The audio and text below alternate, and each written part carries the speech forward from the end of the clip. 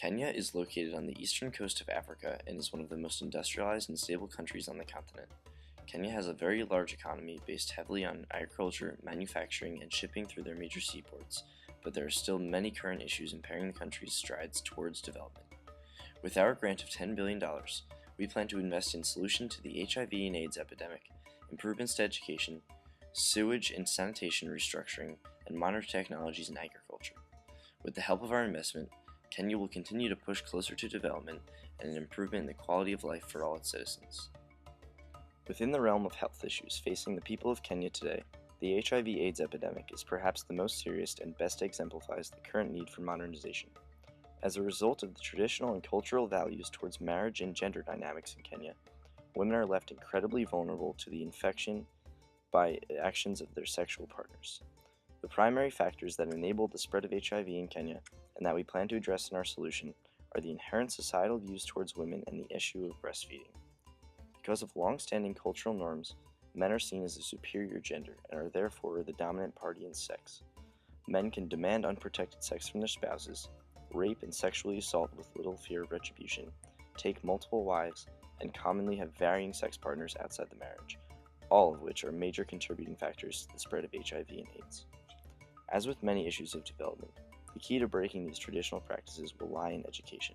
Therefore, we plan to set forth $2 billion to go towards 21st century sexual education, gender equality, and ethical behavior curricula in public schools.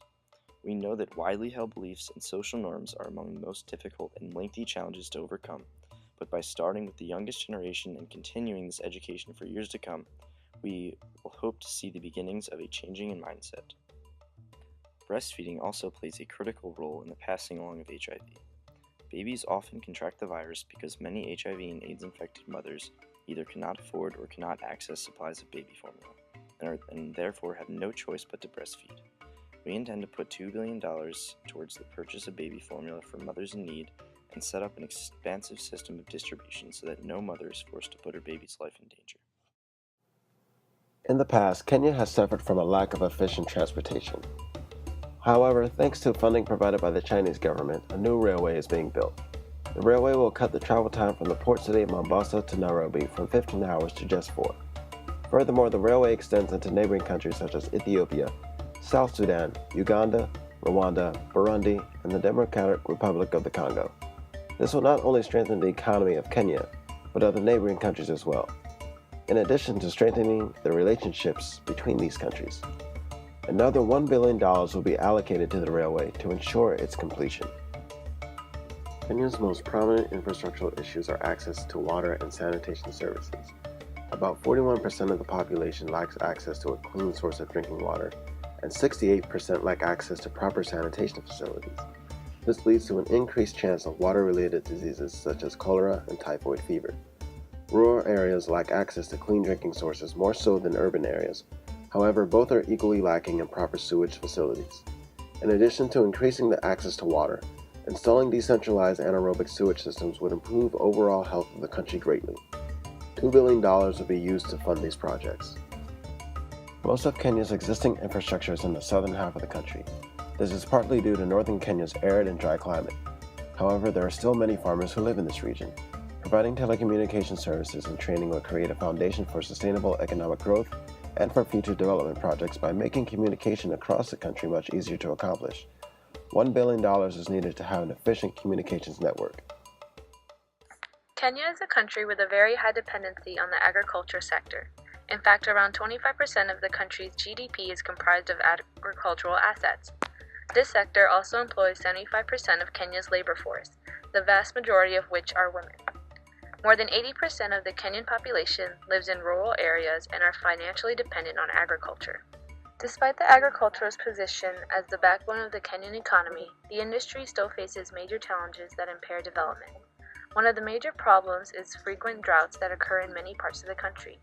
In addition, outdated technology and equipment are hindering farmers' ability to increase productivity and the quality of their products, as poor farmers lack the capital to buy the modern equipment that could otherwise have drastically improved their yields.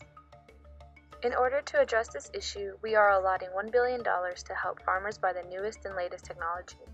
This will help the quality of final product as well as increase the productivity of their work. Kenya's agriculture sector is also facing pests and other diseases, which are causing them a lot of economic loss. Poor farmers don't have enough money to buy pesticides to control the disease. This lack of knowledge severely affects farmers as most of the crops turn bad even before it's time to harvest, causing farmers tremendous amount of economic loss. We are allotting $1 billion to train farmers with an efficient way of farming in colleges and universities. We will also provide pesticide to poor and low-income farmers so that they can improve the quality of their agricultural products.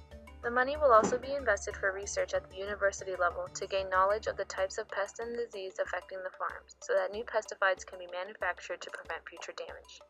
Researchers and universities will also try to come up with methods that will improve the agricultural sector of the country. As an incentive, universities in Kenya will get educational grants to update their technological equipment such as computers, projectors, and laboratory apparatus. In the agricultural sector, women are often treated poorly and unfairly when compared to men. Women make up 80% of the population that work on farms, and they have to work long-hour shifts and also receive low pay with no benefits. In order to change this situation, we will introduce programs where we provide farm owners with high-tech technologies, such as tractors, rollers, and quality pesticides. In return, they will promise to improve working conditions by increasing payments and decreasing work hours.